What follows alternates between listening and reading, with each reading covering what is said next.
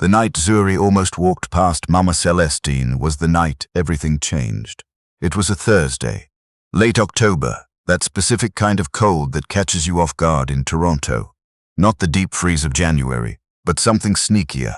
A wind that cuts through your jacket like it has a personal grievance. Zuri had just finished a double shift at the hotel. 12 hours of scrubbing bathroom tiles, changing linens, hauling a cart up and down the 14th floor of the Hartwell Grand. Her feet were the kind of sore that made each step feel like a small punishment. She had her hood pulled up, her eyes on the pavement, and she was thinking about nothing except her bed and maybe a cup of tea if she could stay awake long enough to boil the water. She almost made it past, but then she heard it. Just a small sound, barely anything. A thin cough, the kind of sound a person makes when they are trying very hard not to make any sound at all. Zuri stopped. There was an old woman sitting on the low concrete wall outside the Parkdale bus terminal. Not a bench, the actual wall, the one that wasn't meant for sitting. The rough decorative ledge that the city put there for reasons nobody could explain. The woman was dressed in a thick wool coat, dark green, but the coat was soaked through. Her white hair, cut short and close to her head, was matted flat with rain. She held a small plastic shopping bag on her lap with both hands, the way a person holds something they cannot afford to lose. And she was just sitting there, in the rain, staring at nothing. "Ma," Zuri said. She didn't plan to say it, it just came out. The woman looked up. Her eyes were dark brown and sharp, not confused, not vacant. Sharp, like she knew exactly where she was and exactly how ridiculous the situation was and had decided to have some dignity about it anyway. "I'm fine," the woman said. Zuri looked at her. She looked at the wet coat. She looked at the bag. She looked at the bus terminal doors 20 feet away that the woman was clearly not moving toward. "When did the last bus come?" Zuri asked. A pause. "I'm not sure. Where are you going?" Another pause, longer this time. "I was going to my daughter's house, on Roncesvalles, but I think I got off at the wrong stop and then I couldn't find." She stopped, set her jaw. "My phone died." Zuri stood there for a moment. She thought about her bed. She thought about her tea. She thought about the fact that she had $6.40 in her account until Friday, that her own rent was 3 days late, that she had been on her feet since 7 in the morning. She thought about all of this very clearly and very quickly. Then she sat down next to the woman on the wet concrete wall. "My name is Zuri," she said. The woman looked at her sideways. "Celestine." "Okay, Mama Celestine. My apartment is 12 minutes from here. You can charge your phone there, get warm, and then we figure out how to get you to Roncesvalles. Sound all right?" Mama Celestine studied her for a long moment. There was something careful in her expression, something that had clearly lived a long life and learned not to trust easily. "You don't know me," the old woman said. "No," Zuri agreed, "but I know what it looks like when somebody is stuck." Zuri's apartment was a one-bedroom on the 3rd floor of a building on Dufferin that smelled faintly of other people's cooking and had an elevator that worked about 60% of the time. She had lived there for 2 years. She had a second-hand couch, a bookshelf with actual books in it, a small dining table, and a kitchen she kept very clean because her mother had taught her that a clean kitchen was the only luxury that costs nothing. She made Mama Celestine sit on the couch with a towel around her shoulders and put the kettle on. "Do you take milk?" Zuri called from the kitchen. "2 sugars, no milk," came the answer. Zuri smiled to herself. Decisive. She liked that. She made the tea, brought out a plate with some crackers and the last of a block of cheese she had been nursing since the weekend, and sat across from the old woman while her phone charged on the side table. Mama Celestine drank her tea and looked around the apartment with the frank, unhurried interest of someone who has stopped caring about whether their curiosity seems polite. "You live alone?" she asked. "Yes, young woman alone in the city." She said tit without judgment, just as a fact she was cataloguing. "I have family back home," Zuri said. "My mother, 2 younger brothers, I send money when I can." Mama Celestine nodded slowly. "Where is home?" "Ghana, originally. But I grew up partly there, partly here. My mother went, I stayed." "Why did you stay?" Zuri looked at her tea. There was a job, then another job. Then the jobs became the reason to stay, and then staying became the plan. Mama Celestine made a small sound that was not quite a laugh, and not quite a sigh, but was both somehow. Yes, she said. That is how it happens. The phone made a small sound, enough battery to restart. Mama Celestine reached for it slowly, and Zuri watched the old woman's face change as the screen lit up. Missed calls. Many of them. All from someone listed as Thierry. Something shifted in Mama Celestine's expression. Not guilt, exactly. More like the look of a person who knew a conversation was coming and had been putting it off. Is that your daughter? Zuri asked carefully. No. Mama Celestine set the phone face down on her knee without calling back. That is my son. She didn't say anything else, and something in her voice, quiet, careful, like a door being held almost shut, told Zuri not to ask. So she didn't. They sat together for a while, the rain coming down outside the window, the radiator ticking, and it was the most comfortable silence Zuri had experienced in a long time. Not uncomfortable silence. Not empty silence. The particular peace of two people who have decided without discussing it to simply be still together. At some point Mama Celestine said very quietly, "You're a kind person, Zuri. I just made tea," Zuri said. "No," the old woman said. "You sat down next to me on a wet wall in the rain. You didn't have to do that. Most people didn't." Zuri looked at her. "How long were you sitting there?" Mama Celestine glanced at the window. "A while," she said. Zuri ended up calling a cab. She couldn't afford it, really. But she couldn't put Mama Celestine on the bus alone at that hour either, and the compromise her conscience reached was that she would eat lunch at work for the next 3 days instead of buying anything. She helped the old woman into her coat, made sure the phone had enough charge, and walked her down to the street. At the cab door, Mama Celestine turned and held Zuri's hand in both of hers. Her grip was stronger than you'd expect.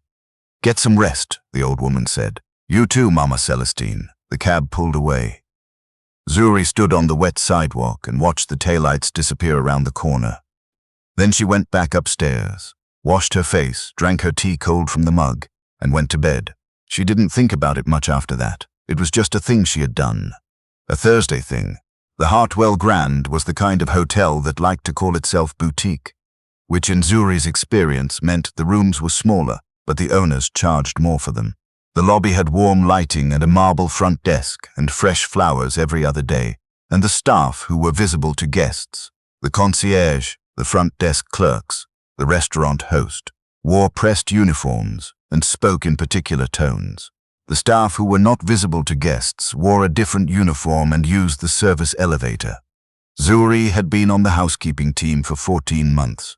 She was good at her job. She was quiet, thorough, and fast. She could turn over a room in 18 minutes when she needed to, and she never left anything crooked on the bed. She didn't make friends easily at work, but she got along fine. She did her shifts. She avoided the supervisor with the cold eyes who liked to find reasons to mark people late. And she saved what she could. The other women on the team had varying opinions of her. Delphine, who worked the floor below Zuri's, thought she was standoffish. Harriet, who'd been there 9 years and considered herself the institutional memory of the whole operation, had once told Zuri plainly that she worked too hard without complaining enough, which was going to get her nowhere. "You have to make noise," Harriet said. "Otherwise they forget you exist." Zuri understood what Harriet meant. She just wasn't sure she agreed.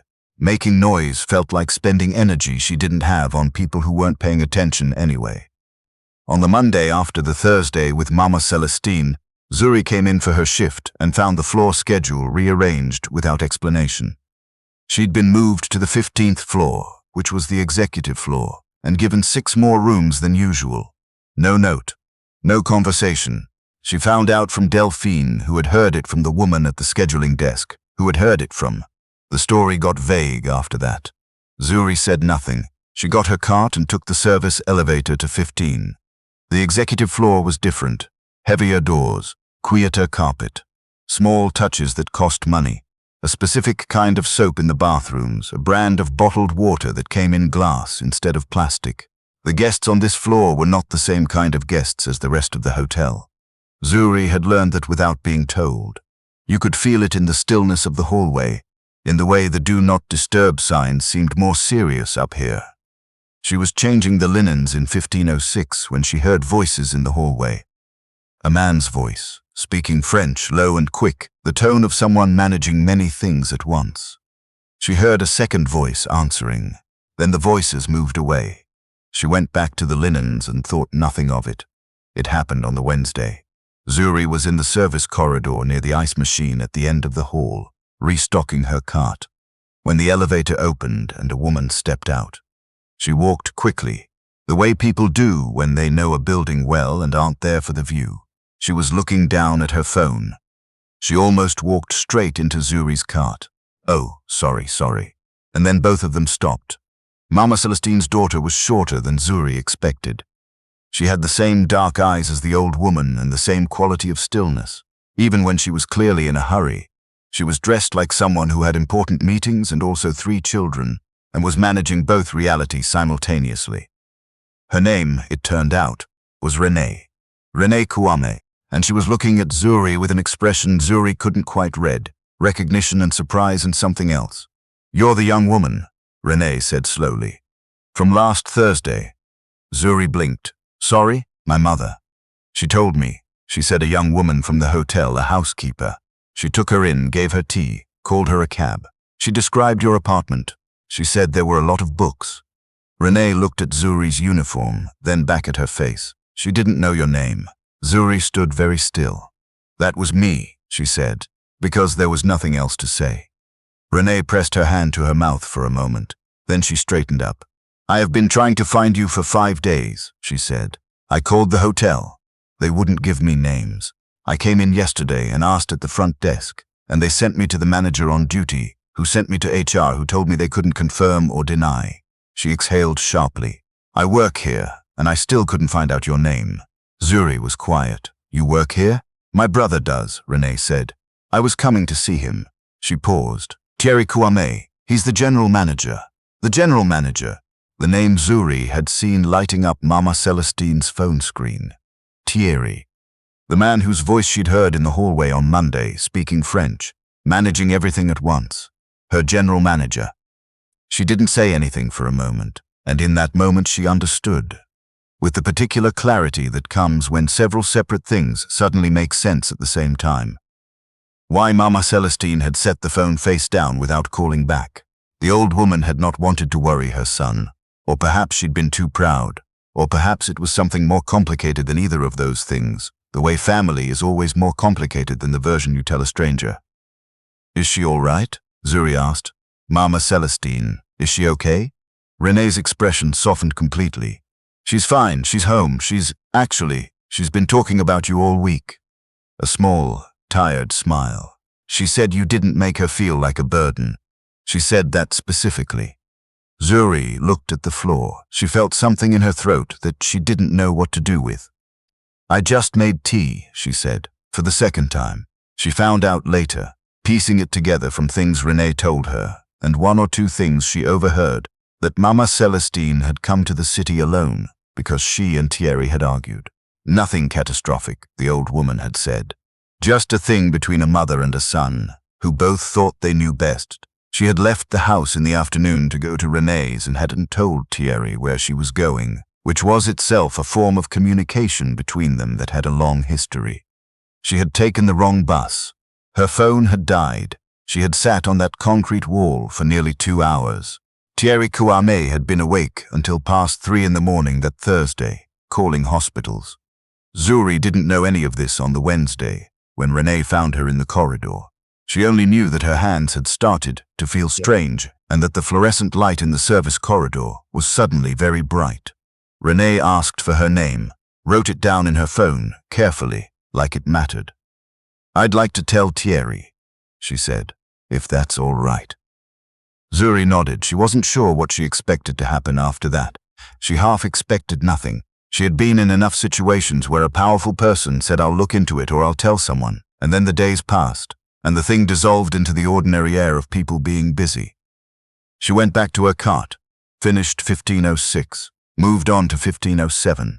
The next morning, the supervisor with the cold eyes found Zuri before her shift and said that Mr. Kwame wanted to see her. She said it the way she said most things, without expression, without context, with the particular neutrality of someone who has learned that giving too much information is its own kind of power. She turned and walked away before Zuri could ask a question. Zuri changed into a clean version of her uniform. She kept a spare in her locker and washed her hands twice and then took the elevator to the management floor. She had never been to the management floor. It was on the 4th. The doors opened to a different carpet, actual art on the walls. A reception area with a young man at a desk who looked up when she came in. She gave her name. He checked something on his screen and said, in a polite and slightly formal way, that Mr. Kwame would be with her shortly. She sat in a chair by the window and looked at the city below. October was almost over. The trees on the street were orange and red and holding on. She thought about Mama Celestine sitting on the wet wall. She thought about the small sound the old woman had made before Zuri stopped, that thin, contained cough. She thought about how close she had come to just keeping walking. She thought about her mother back in Accra, about what her mother would have done, about whether there was actually any question. A door opened. Thierry Kwame was taller than she'd pictured from hearing his voice. He was in his mid-40s, she guessed, with a face that was serious by default. Not unfriendly, just serious, the face of someone who had learned to hold a lot of weight without showing the effort. He stopped in the doorway and looked at her for a moment before he said anything. Then he said, Zuri, just her name, like he'd been thinking it. Yes, she said, and stood up. He came forward and shook her hand. Both hands, the way her father used to shake hands with people he meant to show respect to, and said, please come in. She had expected formality. She got something closer to honesty. He sat across from her at his desk, and he told her about Thursday night. He told her without embarrassment and without performing emotion, just clearly and directly, the way she imagined he managed most things. He had fought with his mother. She had left. He hadn't known where she was. He had called Renee, called the daughter's number a dozen times, called 2 hospitals. He had sat in his car outside the house at 2 in the morning, in the rain, not knowing what to do. My mother is stubborn, he said. She would say the same about me. She didn't seem stubborn, Zuri said. She seemed private. He looked at her for a moment. That's a generous reading. It seemed accurate. He almost smiled, almost. The corners of his mouth moved slightly and then resettled. He told her that Mama Celestine had described her apartment in considerable detail. The books, the clean kitchen, the crackers and cheese presented on an actual plate. She put it on a plate, his mother had apparently said, as though this were the detail that settled something. He told her that he had asked HR for her file that morning and had been told her shift history, her performance record, her start date. He had read it. He had then set it down and decided that what he actually wanted to do was talk to her. I want to ask you something, he said. Zuri waited. Why did you stop? She thought about this. Not to find the right answer. She wasn't performing. She actually thought about it. Because she made a sound, Zuri said finally. Like she was trying not to be heard, and that's the sound I can't walk past. Silence. He looked at the desk, then back at her. My mother said something to Renee, he said quietly. She said you told her, when she said you didn't know her, you said you know what it looks like when someone is stuck. Yes. She said that was the moment she trusted you. Zuri didn't know what to say to that. So she said nothing. What happened next happened in stages, and Zuri would think about it later as a series of small unlockings. One door opening, and then behind it, another. Thierry told her that the hotel had a guest services coordinator position that had been quietly open for 3 months. It paid differently than housekeeping. It came with different hours, different responsibilities, a uniform that used the main elevator. He told her he was not offering it to her as a transaction. He was clear about that. He said, I am not paying a debt. I am not trying to make the story come out neatly. I am telling you that I looked at your work record this morning, and you are the kind of person we should have been paying attention to before my mother sat in the rain. He said, the job is yours if you want it. Think about it. Come back and tell me. Zuri went home that evening and sat at her small dining table and looked at the clean kitchen and thought for a long time. Not about whether to say yes. She knew she would say yes. She had known it since he described the role. She thought about all the floors she had cleaned over 14 months. She thought about the cart, the service elevator, the fluorescent light in the corridor. She thought about Harriet saying make noise, otherwise they forget you exist. She thought, What a strange way for someone to finally see you. A Thursday, a concrete wall, a cup of tea with 2 sugars and no milk. She thought about Mama Celestine holding her hand at the cab door and saying, "Get some rest," and how at the time it had seemed like ordinary politeness, and now it seemed like something else. She said yes on Friday morning. Thierry nodded once, the way he seemed to register important things, and said she'd start the new role in 2 weeks. Then he said, "My mother wants to take you to lunch." Zuri blinked. "Sorry? She's been asking since Thursday. Renee finally told her we'd found you." He said it with the particular tone of a son who has had this conversation multiple times and reached a point of acceptance. "She said to tell you she wants to go somewhere with good soup. She says you look like someone who appreciates good soup." Zuri laughed before she could stop herself. It came out sudden and real, the kind of laugh that surprises you. "I do," she said. "Good." He stood, indicating the meeting was done, and she stood too. He walked her to the office door and then stopped. He looked at her with the serious face that was just his face, and he said, "Thank you, Zuri, for the tea, for the cab, for sitting down." She nodded. She didn't know how to say that it hadn't felt like a choice, or that it had felt like the easiest choice she'd made in a long time, easier than all the hard ones she made every day just to keep going. She didn't know how to say that some acts of kindness aren't about being a good person. They're about not being able to live with yourself if you keep walking. So she just said. She was sitting in the rain, and left it at that. She had lunch with Mama Celestine on a Saturday in November at a West African restaurant on Bloor that the old woman had apparently been going to for 20 years. They had jollof rice and groundnut soup, and Mama Celestine talked the entire time. About Thierry when he was young, about Renee's children, about the city in the early 90s when she'd first arrived, and everything was different and also, somehow the same, about the specific difficulty of children who become successful and then spend a great deal of energy worrying about you in ways that feel, from the inside, like being managed. Zuri listened and ate her soup and laughed in the right places and a few places that weren't planned. At the end of the meal, Mama Celestine set down her spoon and looked at Zuri with those sharp, dark eyes. "You know," she said, "when I was sitting on that wall, I told myself, I am fine, I will figure this out. I do not need to make myself someone's problem." "I know," Zuri said. "And then you sat down anyway." "Yes." Mama Celestine was quiet for a moment. Outside the window, the November light was thin and clear, the kind of light that makes Toronto look serious and beautiful at the same time. "I have been stubborn my whole life," the old woman said. "I came to this country with nothing, and I made it into something, and I did it mostly by deciding I did not need anyone. It felt like strength." She picked up her teacup, considered it. It was not always strength. Zuri thought about her own mother, about the way pride and exhaustion can wear the same face, about all the women she had known, in 2 countries, who carried things alone not because they had to, but because they had forgotten how to put them down. "You let me help you," Zuri said. "That took something too." Mama Celestine looked at her. Then she smiled. A full, unhurried smile, nothing held back. "You have a good soul," she said. "I knew it the moment you said Ma." Just that. Just the word she hadn't planned to say, the one that had come out before she could think. Zuri looked at her soup bowl, then at the window, then back at Mama Celestine. "I was taught," she said, "that you don't walk past someone who needs help. My mother was very clear about that. Your mother was right." "I know," Zuri smiled. "I'll tell her you said so." The old woman laughed, a real laugh, full and warm, and outside the window the November light stayed and the city moved around them, the way cities do, indifferent and enormous, while inside the restaurant, 2 people who had found each other on a wet Thursday finished their lunch and took their time about it, the way people do when there is nowhere else they need to be.